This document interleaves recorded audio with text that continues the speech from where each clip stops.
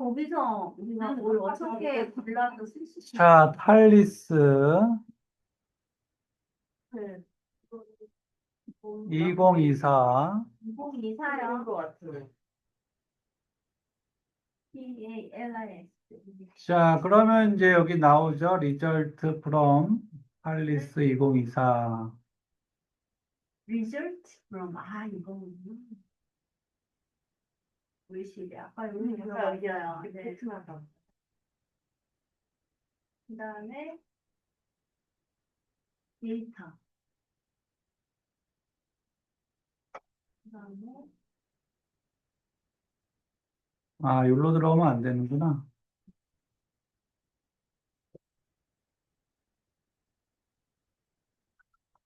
자, 탈리스 2024 데이터 다운로드.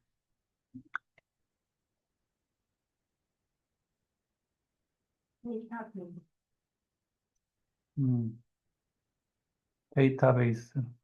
데이터를 아까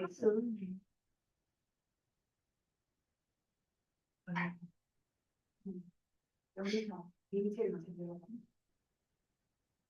그러면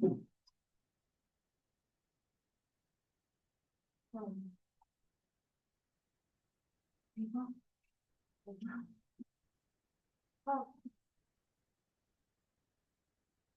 다운로드에서 데이터셋.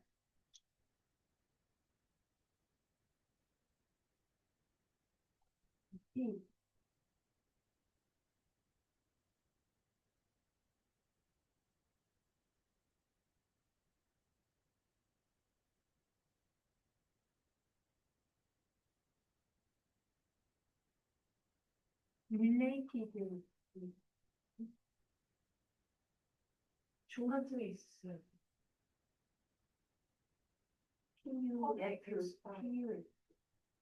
거기. 이게 아까 용량이 199메가 정도 됐었는데, 티처.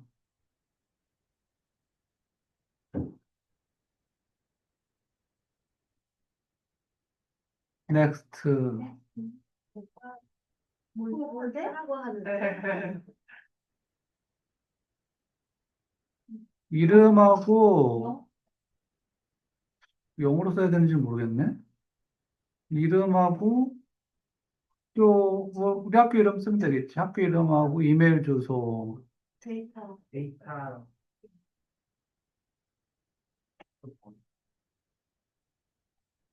그리고 데이터.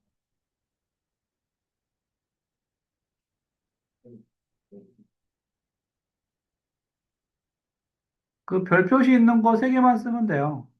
교수님 저 놓쳐가지고. 아, 일단 구글에서 네. 탈리스 2024 데이터베이스로 네. 들어오면은 이거 빼기 안 되나? 이렇게 데이터베이스 들어오면 여기까지 들어왔어요? 네. 인트로덕션 있고 여기 보면 탈리스 데이터 퍼블릭 유즈 파일스 네. 여기에 다운로드 더 데이터셋. 아, 네. 그래서 세 개만 쓰면 될 거야. 이름하고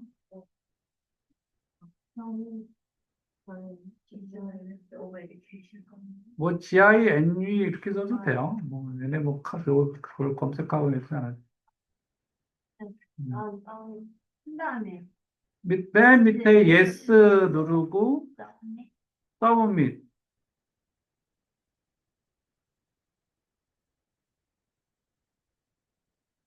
here 이거 누르는데.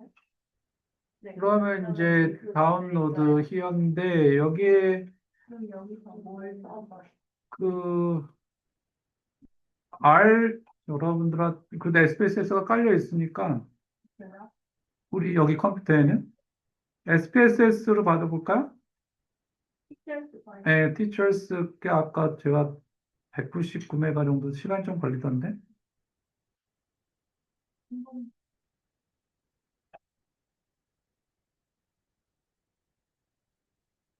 그러니까 2028도 있고 2023 옛날에 5년 주기였다가 이름 바꾼 2028 스타팅 스트롱이 있네. 얘네는 몇 년 전가?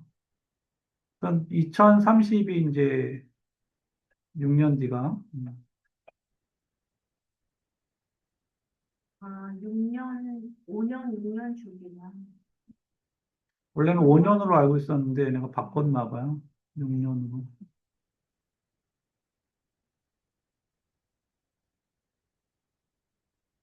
그래서 아까 얘기했던 이제 KCI 가서 탈리스 2028 키워드를 입력하면 그 다운받는 동안에 여기에 이제 그 저랑 같이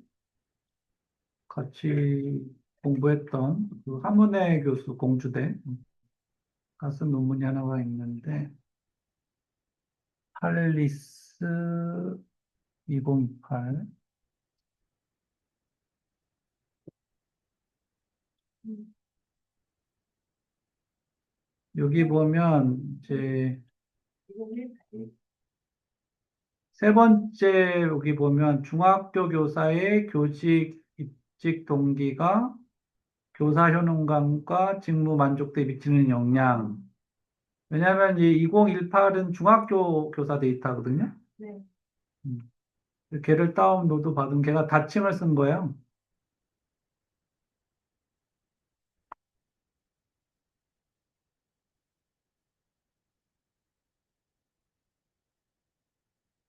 그래서 이제 걔를 보시면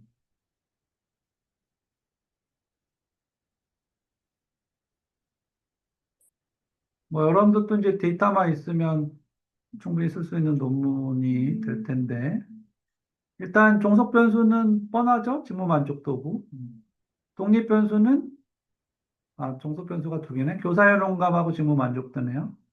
종속 독립 변수는 입직 동기. 그래서 이제 교사의 개인적 특성과 학교 수준의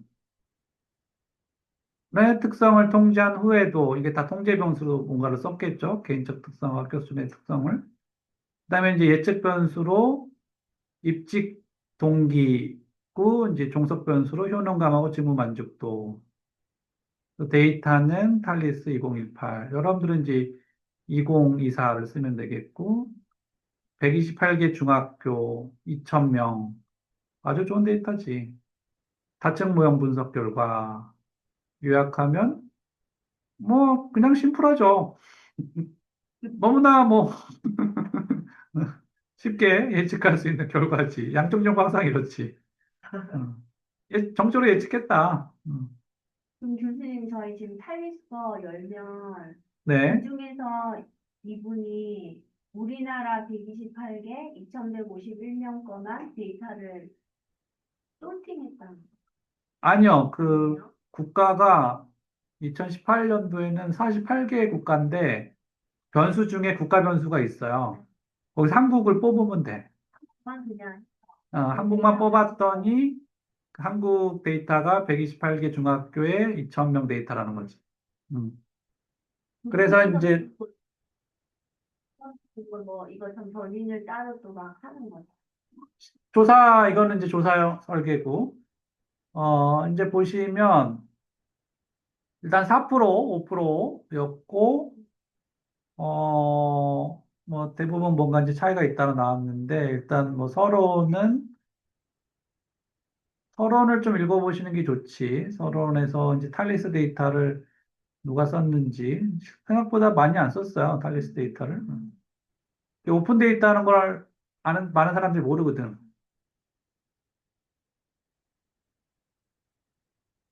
그래서 연구 문제는 뭐 심플하죠. 입직 동기 효능감, 입직 동기 직무 만족도. 그리고 이론적 배경에 이제 세 가지가 나왔을 거고 우리 그런 관심사가 아니고. 자, 연구 방법을 보시면 요거는 이제 우리 보고서가 있어요. 카이스에 가보면 탈리스 보고서가 따로 있어. 그래서 거기 보시면은 동엽, 그러니까 탈리스가 아니라 캐디인가? 카이스가 아니라 163개에서 2,900명이 참여했는데 이제 여러 개, 뭐 10명 미만인 학교 제외하고 최종적으로 128교 2,000명 한 거고 그렇게 해서 이제 연구 대상 이렇게 표로 만드시면 되고 여기서 난교사, 국립사립, 농어촌, 소재지 그다음에 이제 분석 변이는 이것도 이제 이렇게 표로 저는 이제 표를 먼저 얘기하면 표로 이렇게 정리하는 거야. 교사 수준에는 이제 이게 종속변수 효능감, 직무 만족도, 그다음에 이제 동기. 이거는 여러분들이 선택하기 나름이고요. 다 선택해야 되는 건 아니고. 학교 수준은 이제 소재지부터 학생 수 그런 게 있고, 이제 여러분들이 돌린 다음에 요게 나와야 되겠지. 평균 표준 편차, 최소값, 최대값. 교수님 궁금한 거예요. 거기 변인이 있잖아요. 그러면 그 타이니스 2018 그 모든 데이터가 딱 요대로만 돼 있는 건 아니잖아요. 이대로 안 돼 있죠. 그렇죠. 저희가 거기서 이 변인을 정한 다음에 그 데이터에서 그 레이블 그걸 보고 선택해서 그럼 다운 받아서 쓰는 거예요? 아니죠. 그게 일단은 이제 데이터는 이렇게 돼 있고, 데이터가 이렇게 돼 있죠. 그러니까 데이터를 보여드릴게요. 로우 데이터가. 압축을 풀어서 다 다운받으셨을 테니까 압축을 한번 풀어볼게요. 그러면 아마 몇 번까지 SPSS가 깔려있나 모르겠네. 한 20번까지는 깔려있을 것 같긴 한데. 자, 압축을 푸시고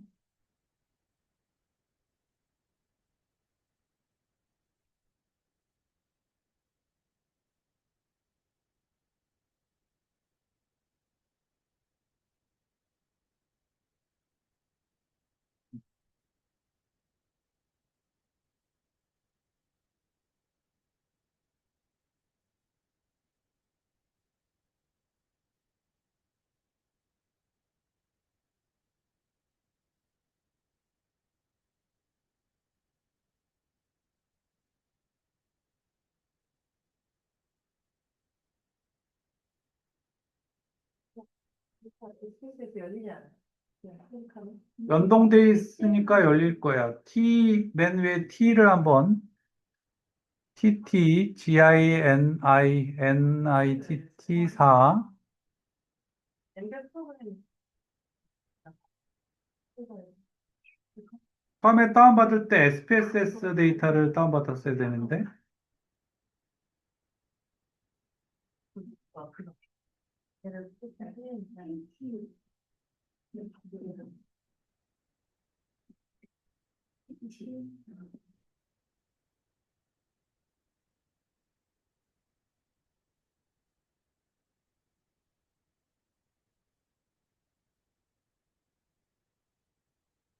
데이터가 커가지고 좀 시간이 걸리네요.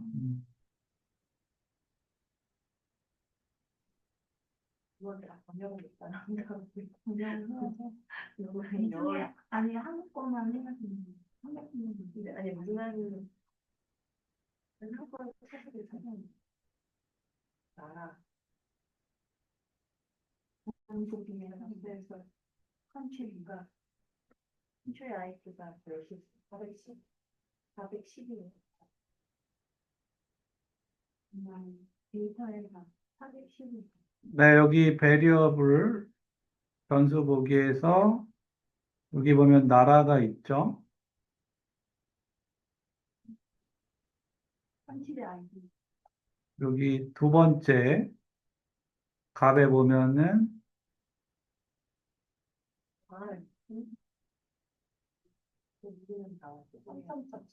여기 보면 이제 ABC 순서로 돼 있어서요. 410이 돼 있으면 그러면 여기 보면은 이제 이 데이터 메뉴 중에 데이터 중에 데이터 페이지 정렬 파일 편집 보기에서 데이터가 있죠. 이거 왜 앞에가 메타가 저렇게 튀어나오고 있지? 맨 밑에 보면은 밑에서 저랑 좀 다를 수 있는데 케이스 선택 케이스 선택. 여기서 이제 조건을 만족하는 케이스 조건을 넣고, 컨트리 두 번째 컨트리 아이디 옆으로 하고, 등호하고 410, 컨트리 아이디 넣고, 등호하고 등호 410, 110. 그 다음에 계속 하고 밑에 출력 결과에 보면은 새 데이터 세트에 선택한 케이스 복사. 여기에 이제 뭐 코리아라고 할까? 코리아 하고 확인.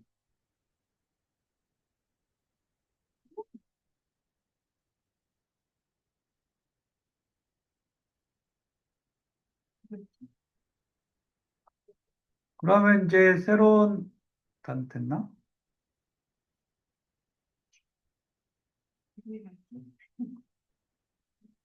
다음 장에 깔려 있네요.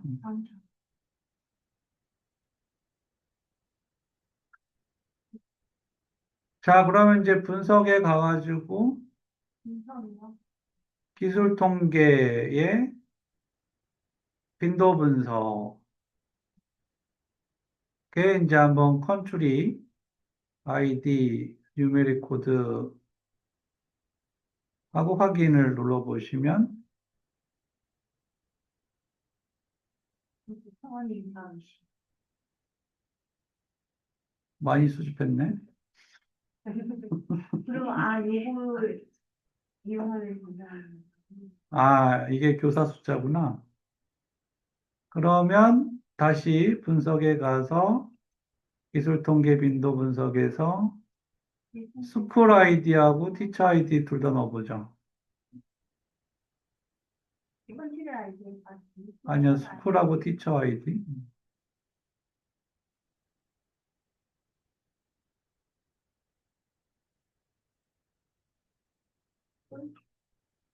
그러면 이제 스쿨이 보니까 아까 이제 그 얘기가 있었잖아요. 10명 안 된 학교는 뺐다. 여기 보면은 뭐 1007번이 5명, 1011이 8명 이런 학교 뺀 거예요. 1027이 7명. 요 학교 뺀 거야. 요거는 조건을 주면 돼요. 조건을. 인성. 일단은 이제 빈도 분석을 쭉 한번 해봤고, 그 다음에 티처 아이디 이걸 하는 이유는 혹시나, 제 아이덴티컬한, 그러니까 이제 겹치는 데이터가 있는지 확인해 보는 거 아마 이동 좀 했겠지, 얘네가.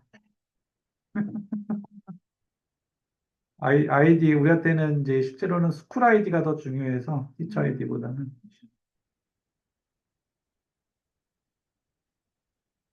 그 다음에는 이 데이터를 이렇게 보는 것보다는 보고서를 보는 게 좋아요. 보고서 중에 한글로 돼 있는 보고서를, 제가 순간 헷갈리네. 카이스 건지 캐디 건지? 캐디 거 같은데, 순간? 캐디에 가서, 이게 작년도에 수집을 했고, 올해, 올해 한 연구면 아직 보고서가 안 올라왔을 때이긴 해. 근데 제가 신문 기사는 봤어. 이번 그 신문 기사는. 그래서 신문 기사를 잠깐 검색을 해볼까? 신문 기사를 비카인즈 가가지고, 비카인즈.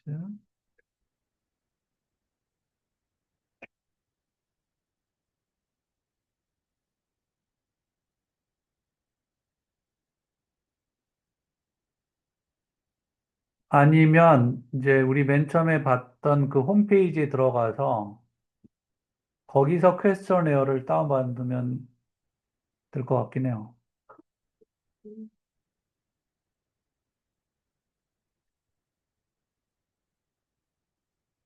우리 맨 처음에 탈리스 그 홈페이지 들어가서 거기 퀘스처네어가 있으니까 어, 걔를 다운받는 게 더.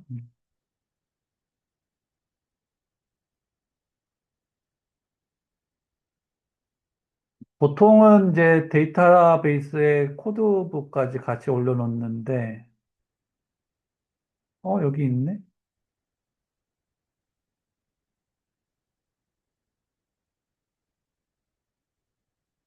비카인지 갈 필요가 없겠어. 있네요. 음. 여기 보면은 프린트용 PDF에서,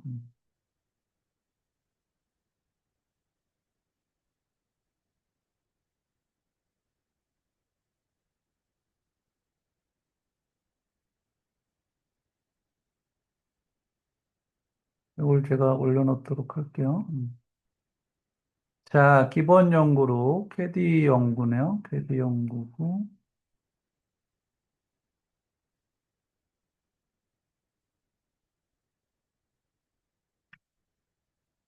음,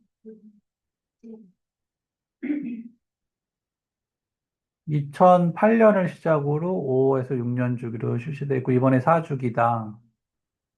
본조사를 계획을 했고, 어, 동은 설문지를 뒤에 붙여놓는데,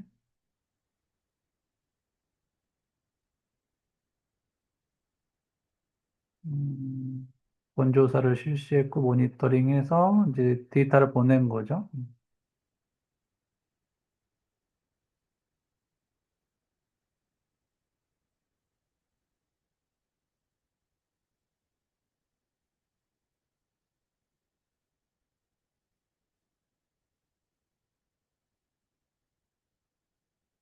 조사 체계를 보시면 될 것 같아. 이 노마자 이번에 보면은.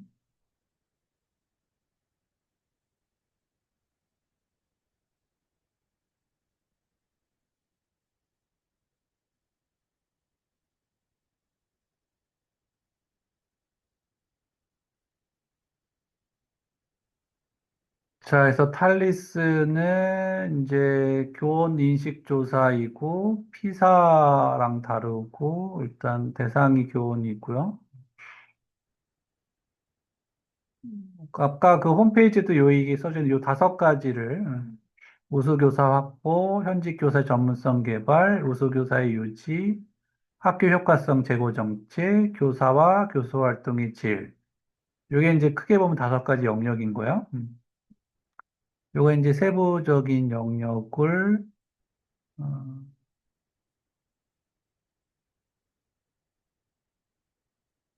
본조사는 중학교 교사와 교장을 하는데 모듈 1은 초등학교 교사와 교장.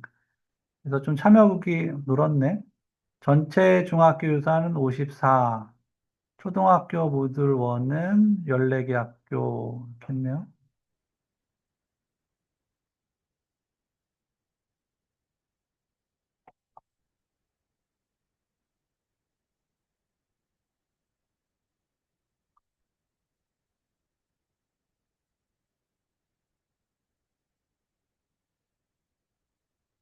자, 요게 이제 주요 주제인데, 2014는 요거죠. 학교 리더십, 교원의 직업인식, 양성교육, 지속적인 전문성 학습, 학교 풍터, 교사의 교수학습 지식, 실천, 전문적 실천, 디지털 기술 활용. 사람들 아마 디지털 기술 활용을 많이 쓰겠네. 그다음에 SEL, 사회정서학습, 다양성, 형평성 이렇게 해서 가 됐고, 음, 요게 이제 아까 그 5개로 분류한 거에 이제 해당하는 칸이죠. 그래서 보면 되고. 그럼 저희는 이 2024 이 주요 주제별로 돼 있잖아요. 여기서 체킹해서 쓰는 걸 아주 네, 그래서 2가지인데 이제 많이 쓰는 방법은 아까 우리 학문의 그 논문처럼 필요한 변수만 남겨놓고 데이터를 다 없애는 방법을 많이 써요. 실제 변수는 뭐 200개인데 내가 쓰는 변수가 50개다. 그럼 데이터를 만들 때 나머지 150개는 다 삭제해버리고 요거만 남겨놓는 거야. 근데 이제 그때 남겨놓을 때 그 HLM 소프트웨어를 쓰려면 데이터셋을 두 개를 만들어야 돼요. 하나는 학교 수준 데이터를 따로 만들어야 되고, 그다음에 교사 수준 데이터셋 파일이 두 개로 따로따로 저장이 돼 있어요. 그리고 따로따로 저장된 파일이 있으면 그 데이터를 이제 가져와서 HLM을 우리가 돌릴 수가 있는 거죠. 그래서 여기 보시면 뭐 50개까지도 안 썼죠. 그건 이제 많이 우리가 맨날 나오는 체제 모형, 배경 변인, 성별, 경력, 과목, 중학교니까 들어가고 이제 과정 변인으로 전문성, 뭐 참여 시간, 도움 정도, 피드백, 학급 분위기, 자활성, 학교도 배경 변인, 맨날 들어가는 게 국공립이냐, 이제 학생 수, 취약계층, 그다음에 이제 과정 변인, 우리 이펙티브 스터디에서 많이 강조했던 학생과 교사의 관계, 참여 풍토, 멘토링은 이제 옛날에는 없었던 얘기인데 그런 게 이제 들어간 거고 이거 설명하려고 기도네. 그래서 제가 가칭을 썼어요. 가칭을 이수준, 위계적 꾸준한 점을 고려해서 1수준은 교사, 이수준은 학교. 근데 이제 뭐를 썼다? 인터셉이 뭐예요? 인터셉이 절편이죠. 절편이 랜덤이라는 거야. 그러면 이제 절편이 랜덤일 수도, 베타 1이죠. 베타 1이 랜덤일 수도 있고, 베타 1, 기울기가 랜덤일 수도 있죠. 그래서 이제 모형 중에는 랜덤 인터셉 모형이 있고, 이제 아까 논문에도 나오는 얘기인데, 랜덤 슬롯 모형이 있고, 둘 다가 랜덤인 모형도 있어요. 랜덤, 인터셉, 앤 슬롯. 그럼 총 세 가지가 있겠죠, 일단. 그리고 이제 기본 모형이 있고, 기본 모형은 이제 아무것도 않는, 예측 변수로 아무것도 넣지 않는, 그렇게 해서 수식을 썼지. 제가 거짓말하지 않았죠. 수식을 썼지. IJ, YIJ, 이거 한글 수식 입력기로 해가지고 다 설명했죠. J번째 학교에서 수업된 I번째 교사의 자기 효능감 점수. 종속 변수가 이제 각각 돌린 거라서 직무 만족도 점수. 그다음에 이거는 이제 뭐 학자마다 좀 다른데 어떤 학자는 학교 효과 연구에서는 베타로 쓰고 이제 개인 성장 변화 모형에서는 이렇게 파이라고 쓰기도 하는데 하여튼 이거는 뭐 여러분들이 꼭 베타로 써야 되는 건 아니니까 하여튼 이제 다르게 쓴 거예요. 핵심은 이제 제로 제이다. 얘가 인터 절편이 변산을 갖는 걸로 가정을 한 거다. 또 개인 간 모형은 이렇고 학교 간 모형도 똑같이 이렇게 요게 이제 절편. 그러니까 절편이 그 랜덤하다는 얘기는 학교 간 차이가 처음부터 이제 여기 이제 전체 평균인데 학교가 아까 2,000개, 200개, 우리가 지금 200개 했습니다. 여기는 128개 있었죠. 128개 학교가 서로 이제 차이가 있을 수 있다. 그 평균이. 그러니까 어떤 학교의 교사 연간 평균은 높을 수도 있고 낮을 수도 있고 다 같지 않다는 거지. 그거를 설명해 주는 변수가 이제 뭐 사립이냐 공립이냐 통제 변수로 들어갔고 여기 보면은 그 차이의 원인이 이제 배경 변호로 국공립이냐 취약계층 학생이 많은 학교냐 적은 학교냐 과정 변인으로 학생 교사 관계가 좋은 학교냐 나쁜 학교냐 학교 참여 풍토가 좋냐 이런 거를 가지고 설명했다는 거야. 그러니까 여러분들이 이제 이거를 좀 혼용할 수도 있는데 일단 배경 변이는 저 같은 경우는 통제 변수 생각해. 통제 변수. 그러니까 국공립을 통제한 상태에서 학생하고 취약계층 학생 비율을 통제한 상태에서 오는 건데 이 논문에서는 과정 변인까지 통제한 거야. 배경 변인과 가정 변인을 통제하고 보고자 한 게 뭐였어요? 아까 처음에 제목처럼 교직 입직 동기만 그냥 딱 변수 하나만 든 거야. 예측 변수를. 되게 심플한 논문인 것처럼 보이는데 이제 통제를 많이 한 거지. 그렇게 한 이유는 뭘까요? 이전 논문에서 이런 게 다 유의미하다고 나왔기 때문에. 음. 학교 유형, 학생 수, 취약계층 학생 이런 게 다 유의미하다고 나왔기 때문에 성취한 거예요. 이펙티브 스쿨에서 여기 되게 유명한 논문이야. 학생과 교사 관계, 학교 참여 풍 이런 것들이 다 유의미하다고 나왔거든. 그러니까 선행 연구에서 유의미하다고 나왔던 거를 이렇게 통제한 상태에서 아무도 얘기하지 않았던 입직 동기. 이렇게 이제 넣은 거지. 이게 이제 욕심을 부리지 않고 변수 하나. 제가 맨날 표현하는 변수 하나만 추가하면 된다. 기존 연구에서. 오히려 변수 두 개 하면은, 야, 너 아직 거까지 우리가 연구 못 했는데, 변수 두 개는 아직 검증이 안 된 건데, 하나만 일단, 하나 하고, 이제 이게 나왔으니까 논문이. 그 다음에는 입주 동기 넣어야 되겠지, 우리는. 입주 동기를 통제한 상태에서, 그 다음에 이제, 저 같은 경우는 뭐, 교사와 교사 간의 네트워크가 효능 간에 영향을 준다. 만족도에 영향을 준다. 이렇게 이제 넣을 수가 있겠지. 여기는 교사 학생 간의 관계만 들었지만 교사와 교사의 관계가 만족도에 영향을 준다. 그럼 이제 변수 하나 찾는 거고. 또 이제 최근에는 이제 디지털, 아까 봤던 우리 디지털 기술. 그러면 이제 디지털 기술을 뭐 많이 사용할수록 그거는 모르겠는데 많이 사용하면 효능감이 높을까? 잘, 네, 많이 사용할 수 있으면. 있으면 있어서 많이 사용하면. 원인인지 상관인지 명확하지는 않지만 어떤 이제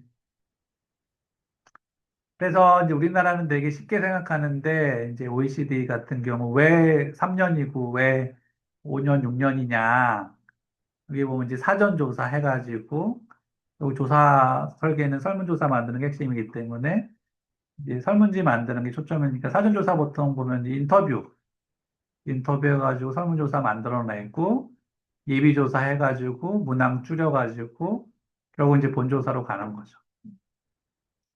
그래서 요 단계, 그 다음에 이제 본조사 끝나면 분석, 기초 분석, 그 다음에 심화 분석. 그렇게 하면 5년 걸려요. 1년에 한 번씩 하면 5년 걸려. 근데 우리나라는 이걸 1년만 한다는 거 아니겠어? 때에 따라서 6개월 만에 사전 조사하고 동시에 예비 조사하면서 본조사 들어가고 끝나자마자 기초 분석과 동시에 심화 분석해서 6개월 만에 놀라운 나라지. 정권이 바뀌면 저거를 막 일주일 안에 하기도 해요.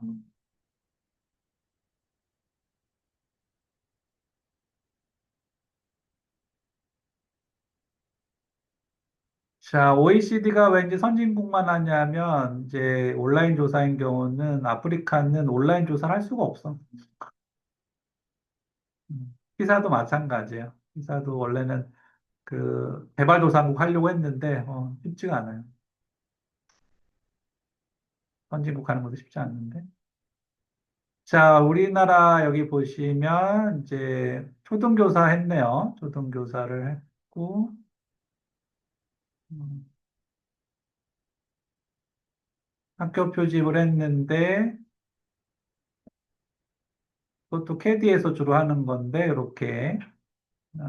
요 데이터가 있어요. 모집단 데이터가 있어요. 그래서 우리나라 서울의 대도시 학교가 몇 개인지부터, 서울 자체는 다 대도시죠. 학교 수, 교사 수. 제가 옛날에 캐디 종단했을 때 요거 했었는데, 표집하는 거. 한 달 걸렸어. 요거 하는 것도. 이제 중학교도 했고, 교사 표시, 뭐, 이제 중학교는 가르치는 교사 있어야 되니까.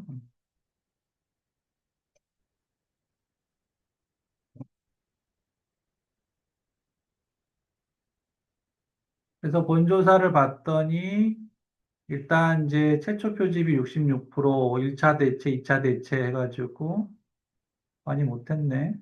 88%, 94% 했고요.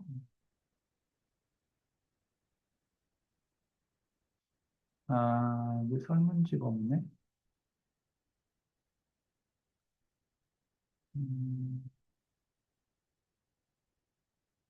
요거를 여러분들이 그래도, 현재 우리나라의 이제 종단 연구가 어떤지 보시면, 일단 캐디 종단 제가 맨날 얘기했던 캐디 종단 있고, 근데 캐디도 초등 종단 시작했다고 그랬죠? 초등 교원 종단 연구가 있고, 요 데이터를 얻어서 여러분들이 하셔도 좋을 것 같긴 한데, 이것 또한 이제 2021년부터 시작했나요? 2021년부터 매년에서 10년간 하는 거라서, 그 다음에 서울도 교원종단을 시작했네요. 서울이 발빨라. 2021년부터 2026년까지. 경기도 있긴 있는데, 어, 부산도 있고, 대구도 있고, 최근에는 인천도 시작했으니까. 또 보시면 알겠지만, 이제 여기 있는 걸 갖고 온 거야, 보통. 음, 여기 이제 통계학적인 뭐 배경 변수, 근무 이런 것들에서 제가 주로 이제 이거 그 컨설팅하러 혹은 이제 자문하러 들어가는데 뭐 하는 게 좋겠느냐. 그러면 이제 뭐 요즘 뭐 SL이 뜨니까 SL 넣어야 되지 않겠느냐. 뭐 디지털 뜨니까 디지털. 그런데 조금씩 들어가는 거예요. 기본적인 뼈대는 이제 기본적으로 가져가고 제가 예전에 했던 연구는 소진양 때 유명해서 이제 소진을 넣었었고 요즘은 이제 디지털하고 SL이 핫하니까 아마 SL이 들어간 것 같고요. 그래서 여기 이제 이 논문, 2018년 논문이 이거지. 입문 경로, 입직 동기. 아까 우리 한문혜 박사 논문이. 그래서 이 논문을 그래도 읽어보시면 대략적인 이제 설문지 구성은 알 수 있을 것 같아요. 디테일한 거는 우리가 자료를 통해서 알 수 있지만 대략적으로.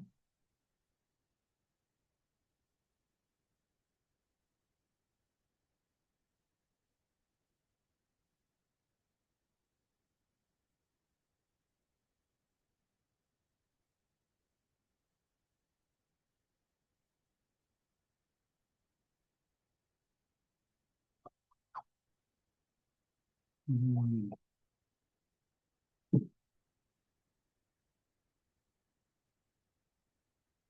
키워드 분석을 했네. 어, 제가 주로 하는 건데.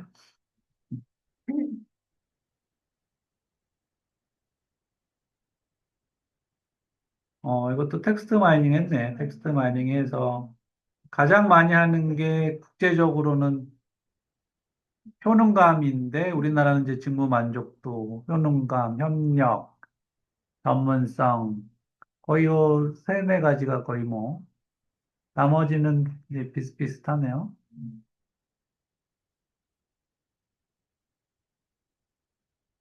이것도 키워드 분석을 이렇게 했네. 음,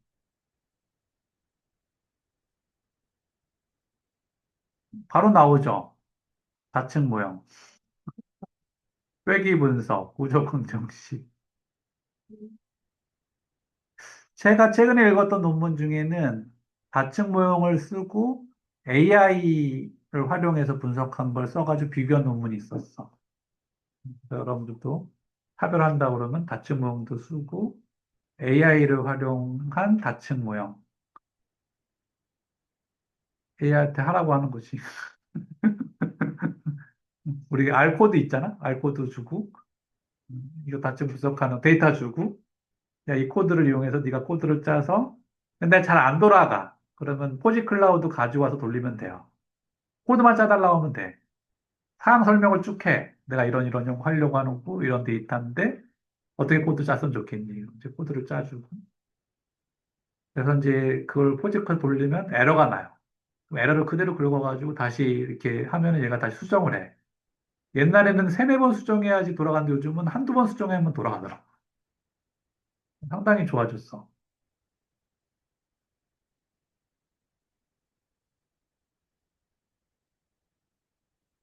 그럼 여러분들이 이제 인공지능을 활용한 효능감 분석 이렇게 이제 키워드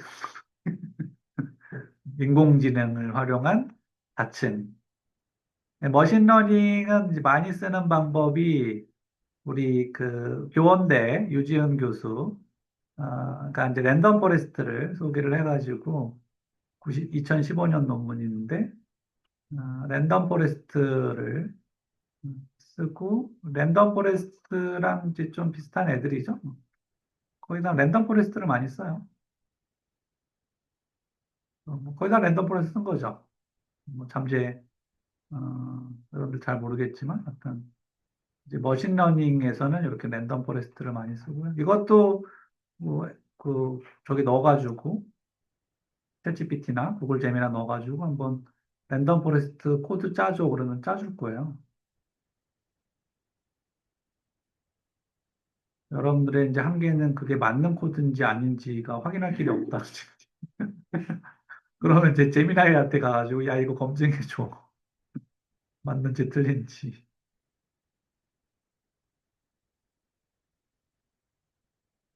자, 요거만 보기에는 그렇고 우리 다시 논문으로 한번 돌아와서 마무리를 짓도록 하죠.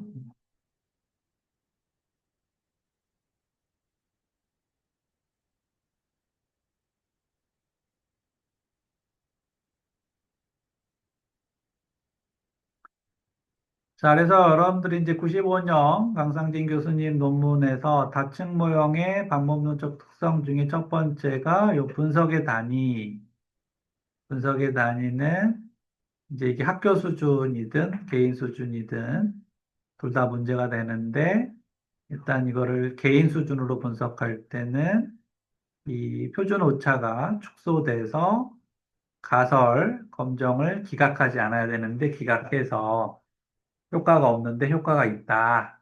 이제 독립성을 가정을 무시한 결과로 이렇게 발생을 하고 그래서 이거를 이제 학교 수준으로 상위 수준이죠. 어그리게이션 이제 해가지고 분석했을 때 그 유명한 직계와의 오류, 어그리게이션 바이어스. 그러니까 우리가 이제 생태학적 오류라는 표현도 쓰는데 그래서 이제 얘도 문제고 특히 이 사례수가 줄어들면서 예측 변수를 고용할 수 있는 효용성도 줄어들고 개인 수준의 정보는 활용할 수 없기 때문에 효용성이 떨어져서 문제 핵심은 개인 수준을 할 거냐, 조직 수준을 할 거냐의 분석의 단위를 선택하는 게 핵심이 아니라 선택이 아니라 모두 다 분석을 해야 된다. 자, 그러면 모두 다 분석했을 때 기존 모형과 차이는 뭐냐? 기존 모형은 어떻게 했냐면 베타, 기울기를 나타내는 베타 제로, 절편을 나타내는 베타 제로 인터셉, 기울기를 나타내는 베타 1, 베타 K 이런 변수들을 고정 효과 바로 나오죠. 고정 효과. 고정 효과이기 때문에 절편이 딱 하나만 나와. 기울기가 딱 하나만 나와. 그렇다는 얘기는 영향력이 동일하다는 거예요. 영향력. 그래서 우리 그 HLM 그 노덴부시 책에도 이제 그 예제가 나오는데 받침을 써야 되는 이유에서 SES 여기가 이제 SES고 이게 매스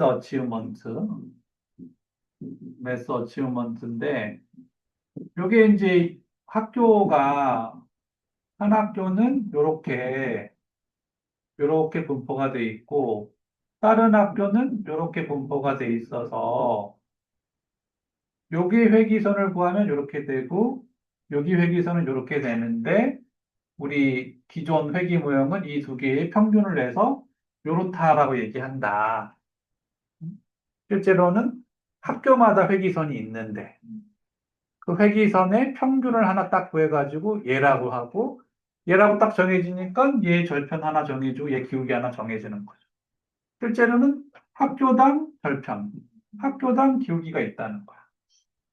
그게 회기 개수가 변산을 갖는다. 이게 두 개일 때도 이런데 이게 이제 100개면 100개, 물론 값이 겹칠 수도 있지만 100개의 절편과 100개의 기울기를 가지니까 절편을 설명해 주는 변수가 필요한 거고. 그러면 이제 절편은 하고 쓴다는 거죠. 절편은. 그리고 이제 예측 변수 이런 거. 그다음에 이제 기울기는 하고 또 찾는다는 거죠. 기울기는. 근데 기울기가 하나일 때는 하나만 찾으면 되지만 이제 기울기가 두 개일 수 있지. 예측변수를 두 개를 넣으면. 세 개면 쓰면 세 개. 그래서 이제 복잡해지는 거야. 모형이. 음. 근데 기본은 회귀 모형이에요. 회귀 모형. 기본은 회귀 모형을 여러 번 층별로 한다는 거. 일단 층별로 하는 것도 있고 또 하나의 포인트는 절편을 랜덤하게 볼 거냐, 기울기를 랜덤하게 볼 거냐, 둘 다 랜덤하게 볼 거냐. 그러면 이제 경우의 수가 세 가지 생긴다는 거지. 아니면 이제 둘 다 고정이다. 그러면 이제 다층 모형을 쓸 필요가 없는 거지. 그냥 회귀 모형으로. 100개를 구해봤더니 100개가 이래. 절편도 똑같고 비율 똑같다. 그럼 우리가 100개로 구분할 필요가 없다는 거지. 그냥 전통적 회귀를 쓰면 돼. 그거에 대한 이제 판단은 unconditional. 아노바를 돌려보면 나온다. 걔를 돌려봐서 ICC를 구해봤더니 ICC가 4%, 5%. 그러면 뭐가 다르구나. 기울기가 다르든 절편이 다르든 뭐가 직관간 차이가 있고. 그래서 이제 우리가 6주 동안 뭐 다 설명을 못했지만 이제 시간을 들였던 이유가 결국은 이제 분산 분석 모형이 스타트고 그 다음에는 회귀 모형. 근데 회귀 모형에서 이 종속 변수가 이분 변수야. 합격, 불합격. 그러면 이제 그 홍세희 책의 이항, 다항, 로지스틱으로 가는 거야. 그게 이제 그 다층 2야. 고급 다층. 응. 근데 단순히 이제 합격, 불합격 이런 게 아니라 이제 기초학력, 이제 한 것처럼 뭐 기초학력, 미다, 기초학력, 보통 우수에서 순서가 있어. 그런 이제 다항 중에도 이제 순서가 있는 그걸 구분해요. 무지개처럼 순서가 없는 그 멀티 범주형 자료하고 오디널 우리가 스케일에 서열축도라고 하는데 순서가 있는 거. 그래서 우리 보통 지금은 학업 성취도가 네 가지 수준으로 돼 있기 때문에 그럴 때는 보통 이렇게 순서가 있는 다층을 적용해요. 거기까지 논문도 이미 다 나왔어.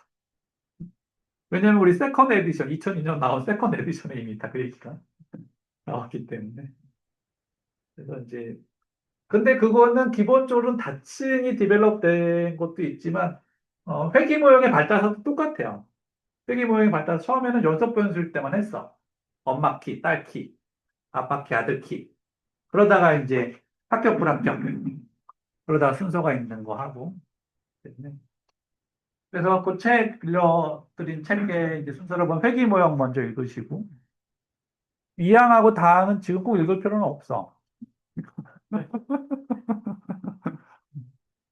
그다음에 분산 분석도 분산 분석을 먼저 읽으시고 공분산을 꼭 지금 읽을 필요는 없어.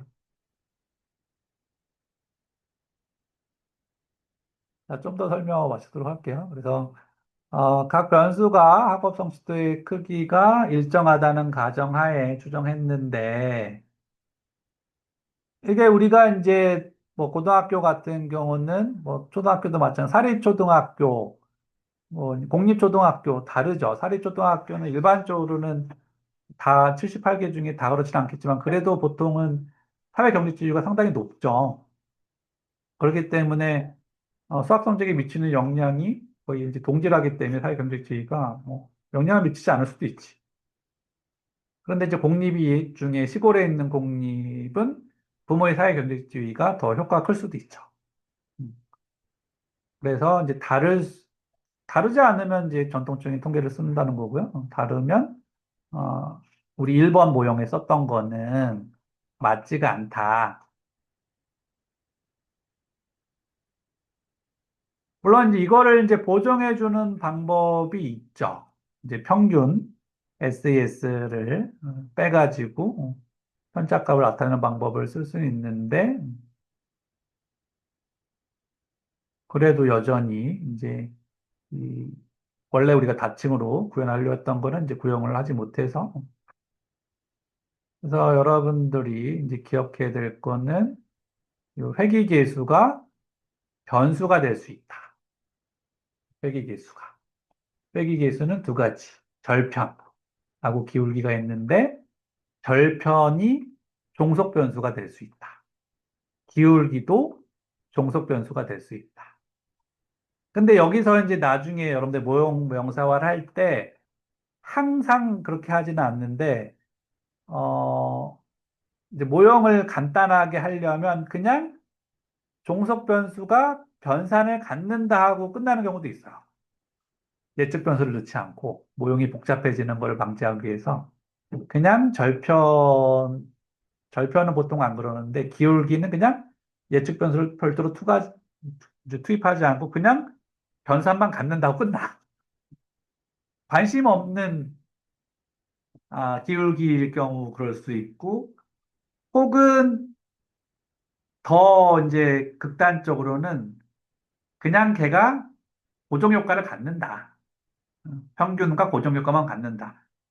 그리고 내가 투입한 변수 외에는 다른 랜덤 효과는 없다라고 그냥 변산을 삭제하는 경우도 있어요. 그래서 조금 이제 디테일하게 좀 바뀌어. 그러니까 우리가 기본 회귀 모형이, 원래 기본 회귀 모형은 두 가지 꼴로 구성이 되어 있는데,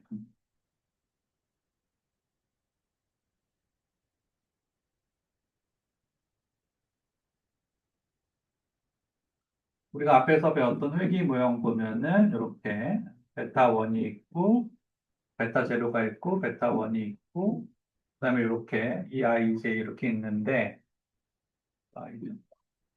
그런데 이제 그냥 요게 이렇게 그냥 요거만 간다라고 설정할 수도 있고, 아니면 요게 이렇게 요러고 뒤에 얘가 없다고 가정하고 설정할 수도 있어요. 이거는 나중에 할 건데 하여튼 포인트는 변산을 갖고 변산을 가지고 우리는 변수화할 수 있는데 걔를 종속 변수화해서 랜덤인지 랜덤 속에 패턴이 있는지 찾는 거다.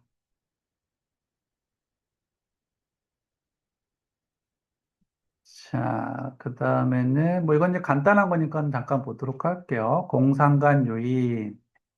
그래서 이제 변산의 근거를 앞에서 학교 정책이 과연 학업 성취도에 미치는 영향 이렇게 해서 두 가지 이제 상관이 이제 존재할 수 있다는 거죠. 그래서 학교 사정에 따라서 정책의 효과가 다를 수도 있고, 그래서 학교에 아까 이제 우리 투입 변수, 과정 변수 이런 것처럼 그런 걸 이제 조절해야지만 우리가 정확히 알 수 있고 또 걔는 이제 영향을 안 미치는데 학생 특성에 따라 다를 수도 있다는 거지.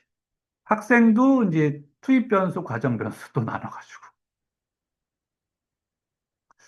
뭐 여러분들한테는 되게 이게 조금 받아들이기 힘들 수도 있어. 처음에 배울 때는 이런 스키마가 이제 머릿속에 없기 때문에. 근데 이제 익숙해지면 너무 당연한 얘기 아니야. 이렇게 이제 생각할 수도 있는데, 이제 처음에는, 어, 그러니까 이제 이렇게 우리가 모형 명세와 혹은 가설에서는 이렇게 제시를, 마이크에서.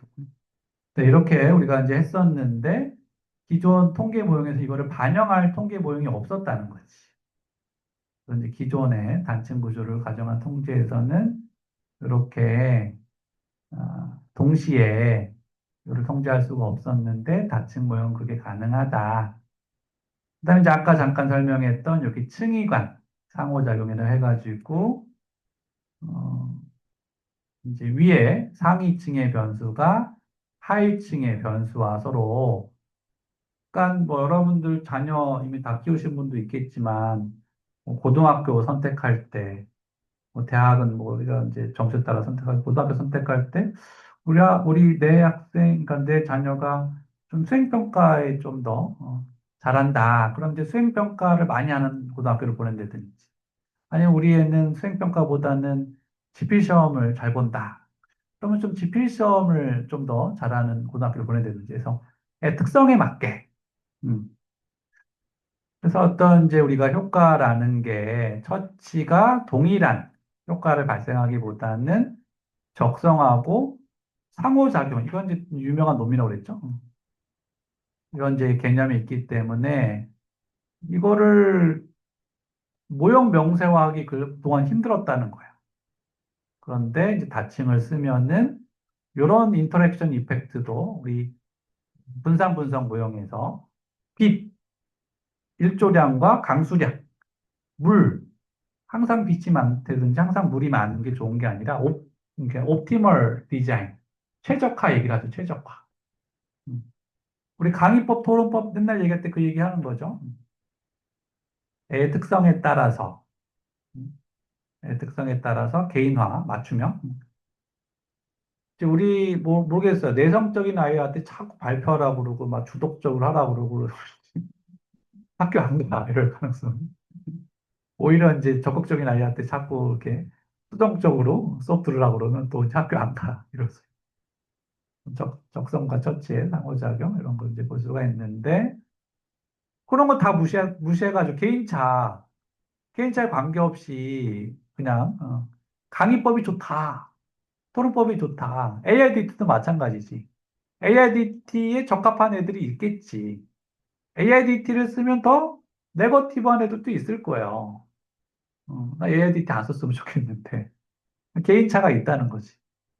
개인차를 우리가 반영을 어떻게 한다? 개인의 변수들 넣는 거지. 개인의 특성 변수, 개인의 과정 변수. 그걸 이제 살펴봐야지 알 수 있는 거죠. 그게 가능하다는 거 아니겠어요? 다층에서는. 그리고 이제 제가 아까 세 가지로 정리한다고 그랬는데, 세 가지로 정리한다 그러면 일단 분석의 단위, 특히 이제 집계와의 오류, 그다음에 이제 회귀계수가 변산을 갖는다, 변수다. 그다음에 신뢰도. 우리 통계에서도 이제 강조 신뢰도. 그래서 얼만큼 이제 이 추정을 했을 때 추정 값을 신뢰할 수 있느냐.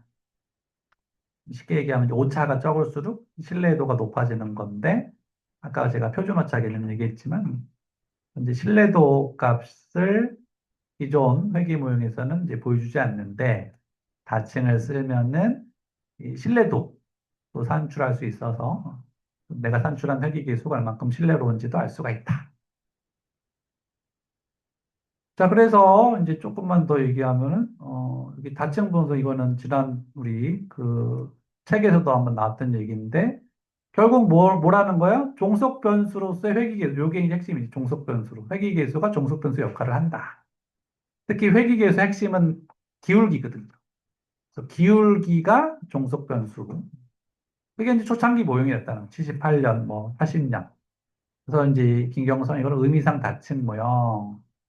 그래서 개인 수준의 변산을 분석하는 거고, 다를 수 있다 산정하는 거고, 의미상 다층 모양 불렀고, 뭐 분석 방법. 이것도 이제 제가 왜 여러분들이 졸업하고도 모른다는 자꾸 추정 방법 얘기가 나와가지고.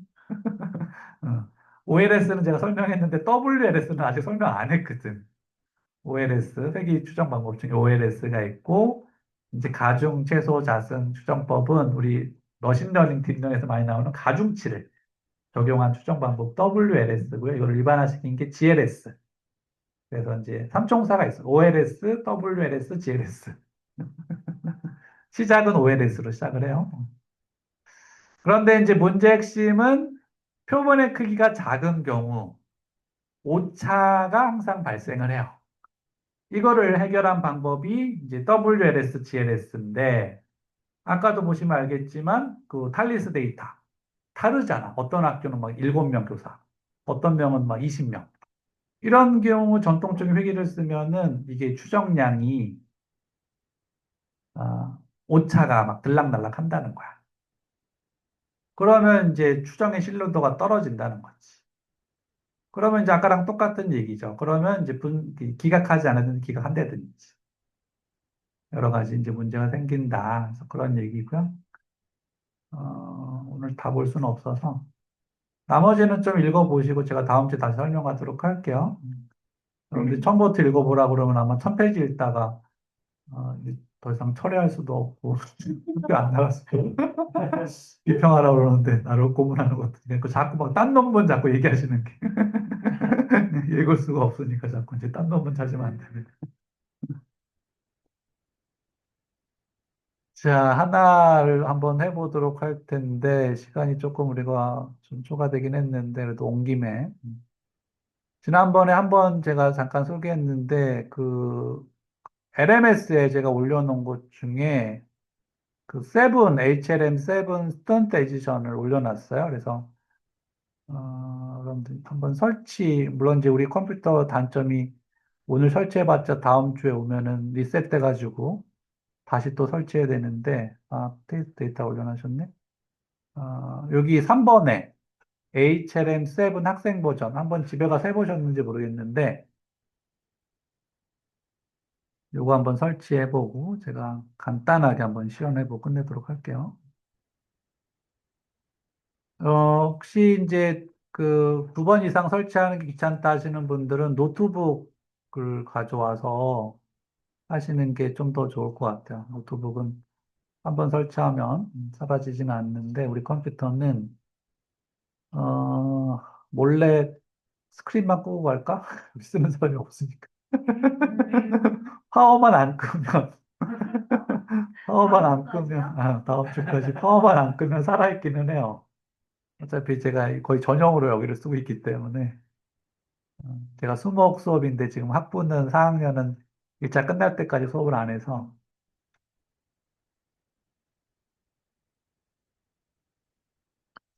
네, 프로그램은 가벼워서 이제 금방 설치는 돼요.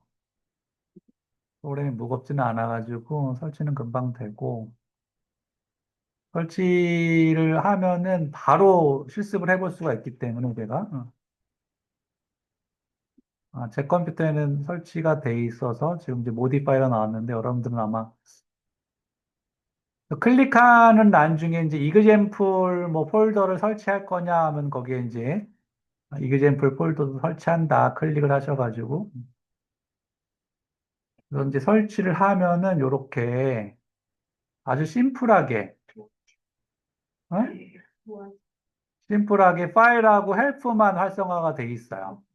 또 헬프 중에 여기 중간에 보면은 make new MDM 파일이 있고 ASCII는 이제 우리 데이터 형식 중에 뭐 그 ASCII 타입이 있는데 보통 이제 우리는 스탯 패키지 인풋을 쓸 건데 스탯 패키지 인풋 중에 SPSS 데이터를 쓸 거고요.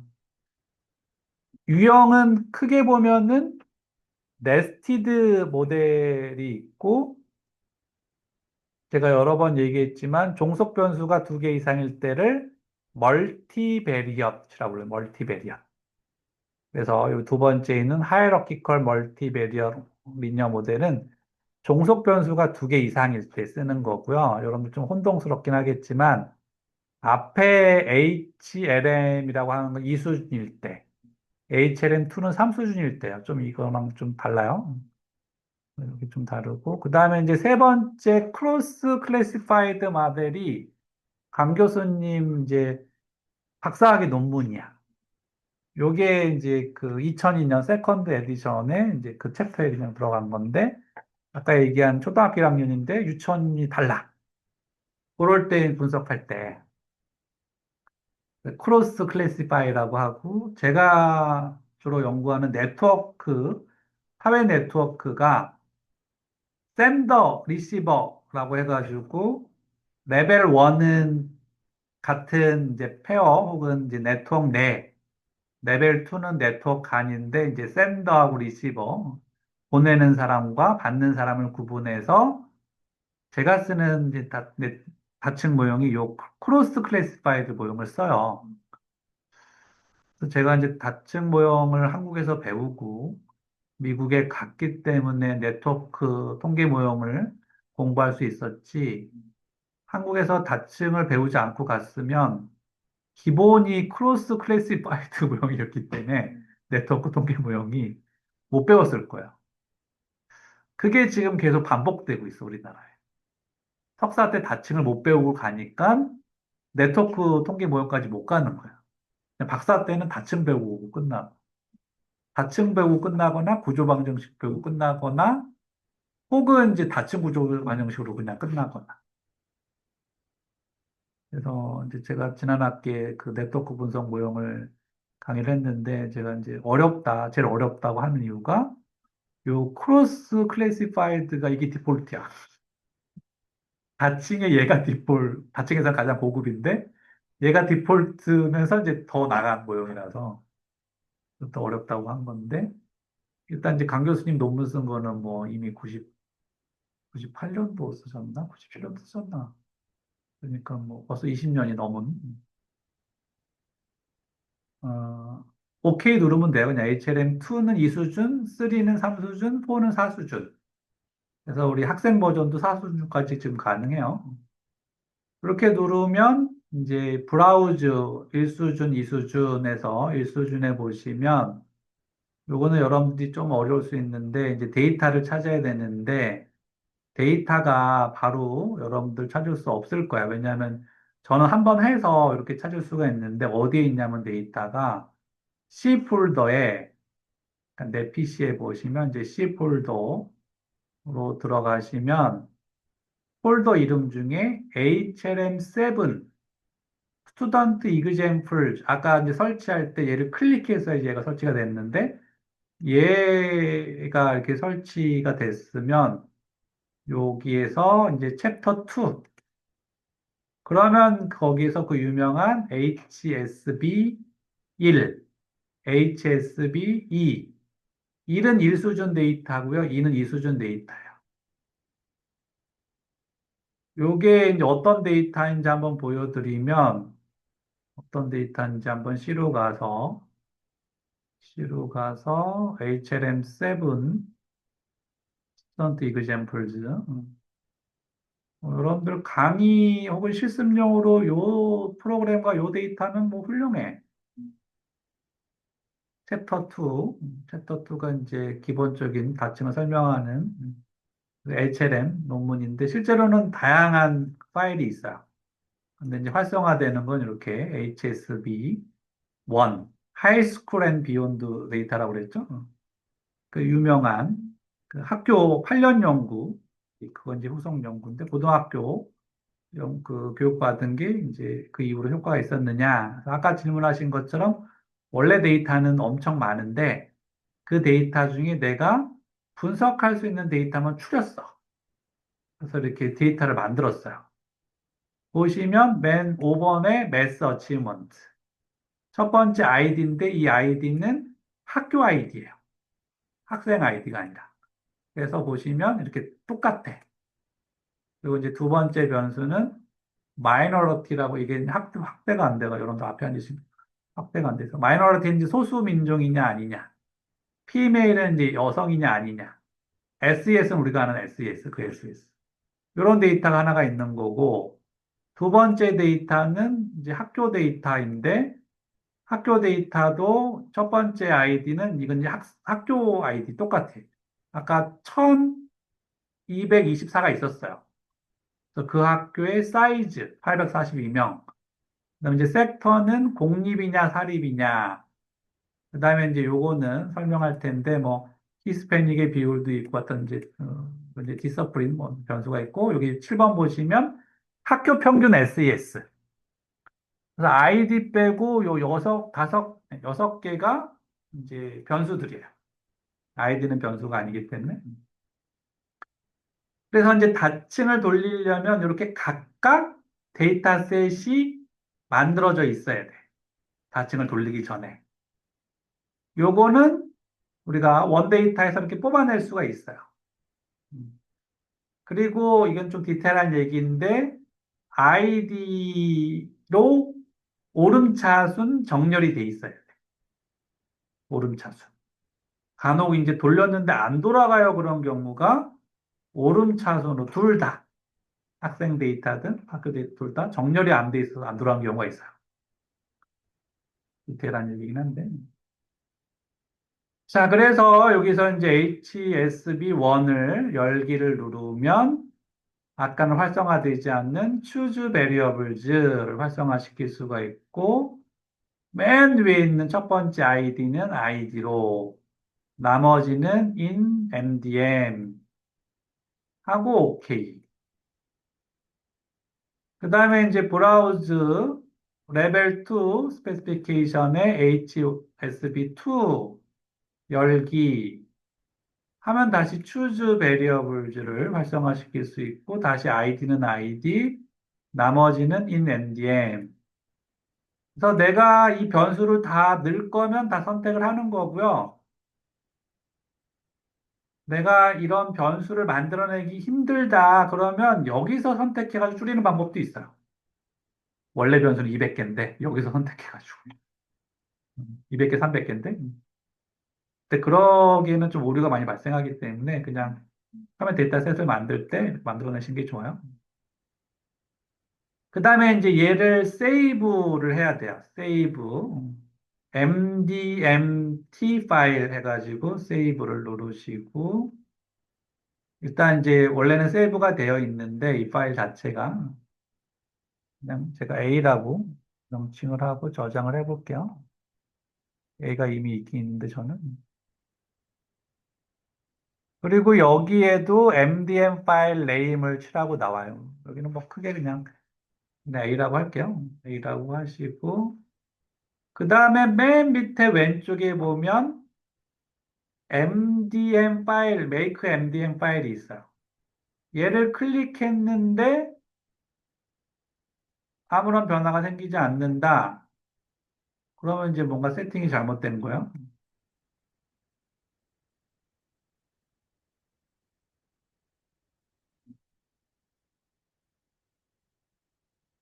실제로는 이제 뭐가 백그라운드로 뭐가 돌아갔는데,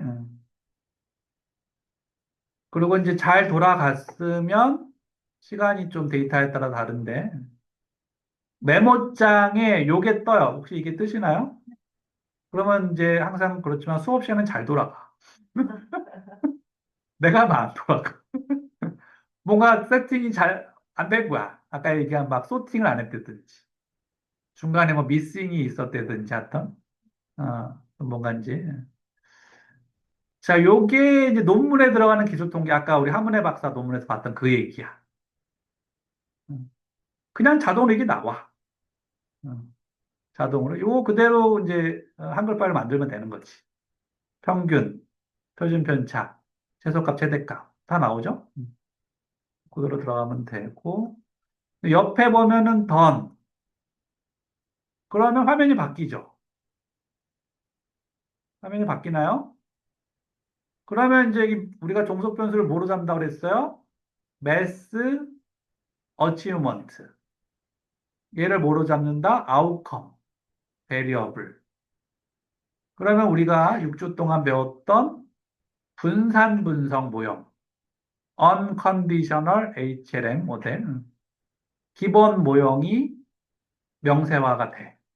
아무런 예측 변수를 넣지도 않고, 뭐만 설정했어요? 종속 변수만. 그리고 분석을 하면 돼요. run. 어디? run은 여기 위에 보면 run analysis. 옵션이 두 개가 있죠.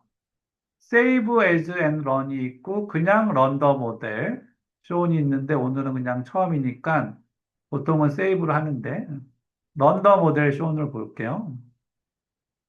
그다음에 이제 장점이 뭐냐면, HTML 형식으로 결과를 보여줘요. 그러니까 크롬이나 익스플로러에서 볼 수 있다는 거지. 뭐 자동으로 떠, 결과 파일. 저는 지금 이제 엣지가 연동이 돼서 엣지로 떴는데 아마 여러분들 크롬이면 크롬으로 뜰 거예요. 그럼 뭐라고 뜨냐면 이렇게 날짜가 뜨지. 2025년 10월 20일. 시간도 뜨죠. 25분. 그리고 모델 스페시피케이션이 뜨죠. 중간에 한글이 있기 때문에 이렇게 물음표가 되어 있는 거고. 그래서 보시면 기본 모형이 레벨 1. 여기서 베타 제로가 제로만 되어 있는 게 아니라 베타 제로 J. 그래서 얘가 변산을 갖기 때문에 얘를 설명해 주는 걸로 로 제로 제로 더하기 U 제로 J. 그래서 통합 모형이 요 모형이 되는 거지. 요 모형을 자세히 보시면 얘는 확대가 되겠지. 요 모형을 자세히 보시면 기존 우리가 그 분산 분석 모형하고 똑같아.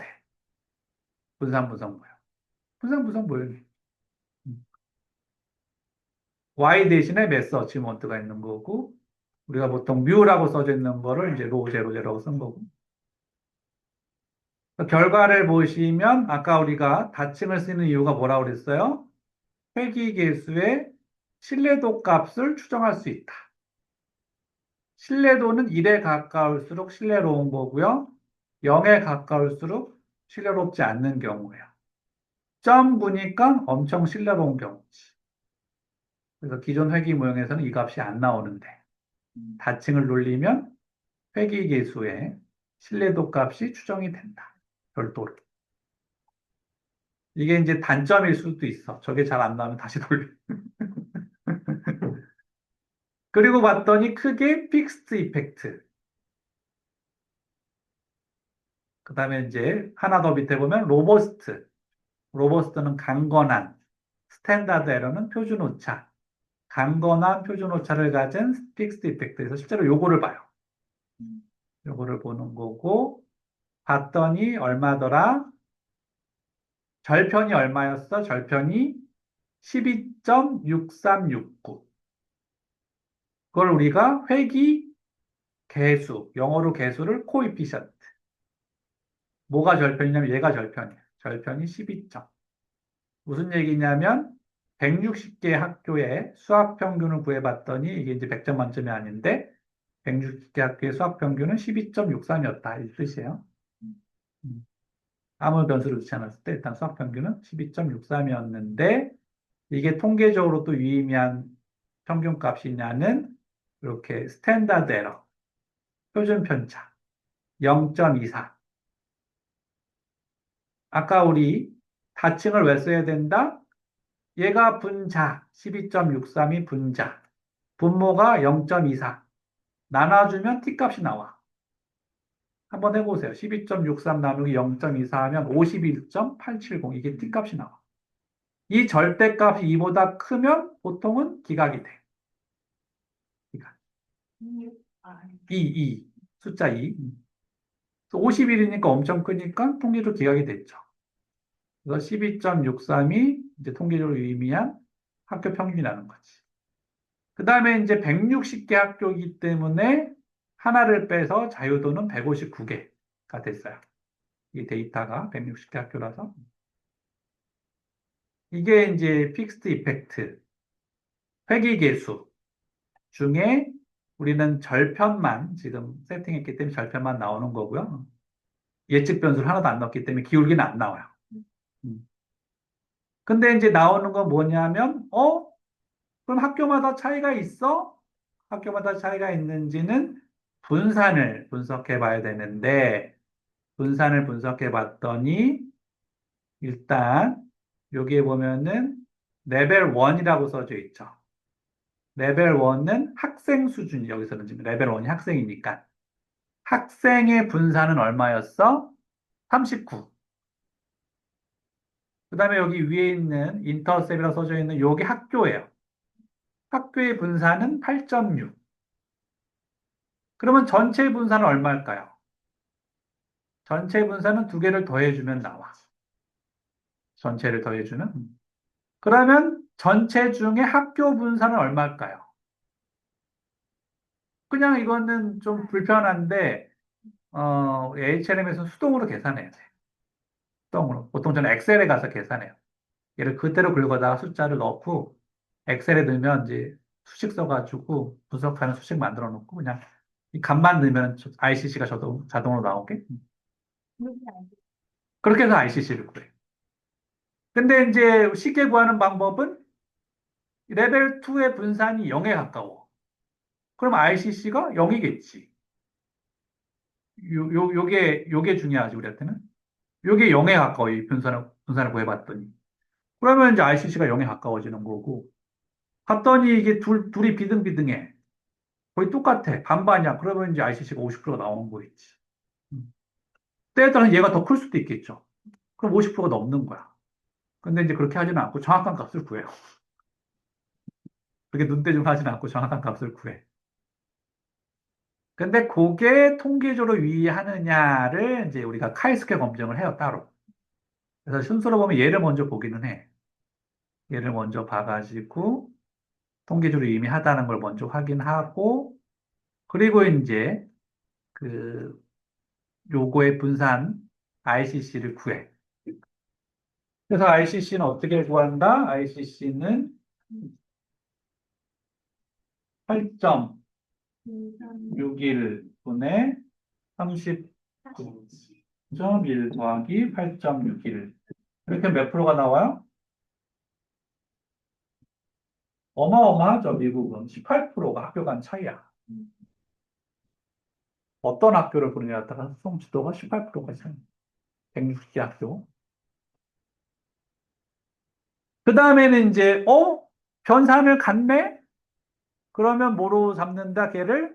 종속 변수로 잡고. 종속 변수. 얘가 변산을 갖네. 그러면 절편을 종속 변수로 잡고. 어떤 학교는 12.6보다 큰 학교가 있다는 거죠, 학교 평균. 어떤 학교는 작은 학교가 있다는 거죠. 그걸 설명해주는 변수가 도시냐, 농촌이냐. 그 변수를 넣었더니 8.6에서 분산이 만약에 2로 줄어. 원래 분산은 8.6이었는데 도시인지 농촌인지 변수 하나 넣었더니 이 분산이 2로 줄어요. 그러면 그걸 또 계산해. 얼만큼 줄었는지. 그게 이제 우리 회계에서 배우는 결정계수예요. 이 변수가 설명해 주는 게 만약에 반을 줄었어. 50% 설명해 주는 거지. 분산이 반으로 줄었으면 50% 설명해 주는 거예요. 실제로 그냥 계산하는 거예요. 단순하게. 우리가 좀 이따 다음 주에 얘를 돌렸을 때 어떤 예측 변수를 넣고 돌렸을 때 얘가 간혹 늘기도 하지만 줄어야 돼. 얘가 줄어야 돼. 많이 줄수록 좋은 예측 변수를 찾은 거야. 어. 똑같은 변수는 누구는 8.6에서 2점이 되고 누구는 8.6에서 6이 됐어. 그러면 2점이 된 애를 이제 우리가 먼저 모형명사 하는 거야. 그걸 이제 하나만 찾느냐, 두 개 찾느냐, 세 개 찾느냐, 이제 그 얘기고. 그래서 논문에서도 요거를 그대로 갖다 쓰는 거예요. 요거를 표로 만들어 그대로 갖다 쓰는 거야. 그게 이제 여기, 아까 두 번째, 요거만 보고 내도록 할게요. 자, 우리 하문의 박사, 그 논문에 보시면 연구 결과에 보면 기초 모형 분석 결과 이렇게 나와 있지. 요거 그대로 갖다 쓴 거야. 종속 변수가 두 개니까 두 개 갖다 쓴 거예요. 구했더니 여기 2.5%. 우리나라 별로 안 나오지. 지금만 좀 10%, 그래도 좀 나오죠. 음.